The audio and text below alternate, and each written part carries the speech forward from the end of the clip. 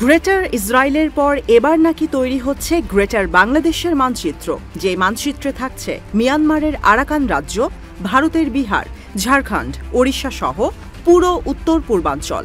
এই মানচিত্র তৈরি করেছে তুরস্কের ইসলাম সমর্থিত একটি বেসরকারি সংস্থা।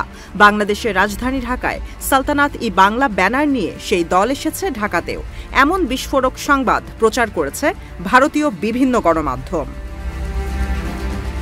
বাংলাদেশে সরকার পরিবর্তনের পর থেকে অবান্তর সব দাবির ঝুলি নিয়ে বসেছে ভারতীয় গণমাধ্যমগুলো। এবার তো যেন নরেন্দ্র মোদী প্রশাসনের গণমাধ্যমগুলো ছাড়িয়ে গেছে সব সীমা। সম্প্রতি ভারত পাকিস্তান সংঘাতে তুরস্কের ইসলামাবাদের সমর্থন টানার ইস্যুকে কেন্দ্র করে আঙ্কারা নয়াদিল্লি সম্পর্কে চির ধরেছে। এই সুযোগে ভারতীয় গণমাধ্যমগুলো বলছে তুরস্কের একটি দল গ্রেটার বাংলাদেশের স্বপ্ন দেখছে। সালতানাত-ই-বাংলা ব্যানারে এই গ্রেটার বাংলাদেশের মানচিত্রে অন্তর্ভুক্ত করা হয়েছে মিয়ানমারের আরাকান রাজ্য, এমনকি ভারতের উত্তর পূর্বাঞ্চলের মধ্যে সবচেয়ে সংবেদনশীল 7 সিস্টার্স হিসেবে পরিচিত 7 রাজ্যকে। ভারতীয় গণমাধ্যমের দাবি, এই ম্যাপ সংবলিত পোস্টার বানিয়ে বিশ্ববিদ্যালয়ে গেছে তুরস্কের একটি দল, যেখানে তরুণ শিক্ষার্থীদের আনাগোনা বেশি।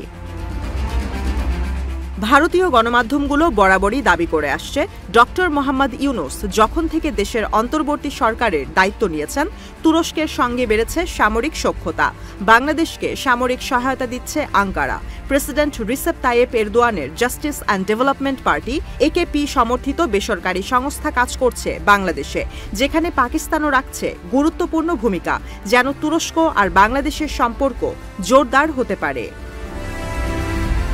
গণমাধ্যমগুলো বলছে, চলতি বছরের এপ্রিলে পহেলা বৈশাখের সময় ঢাকা বিশ্ববিদ্যালয়ে একটি মানচিত্র দেখা যায়, যেখানে লেখা সালতানাত-ই-বাংলা। গ্রেটার বাংলাদেশের এই মানচিত্রে ছিল ভারতের অনেক রাজ্য।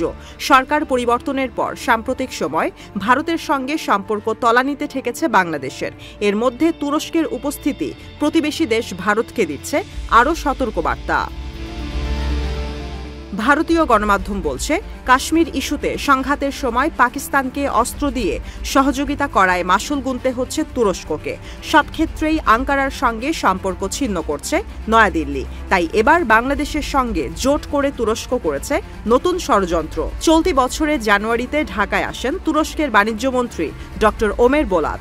সে সময় তুরস্ককে বাংলাদেশে বিনিয়োগের আহ্বান জানান তিনি।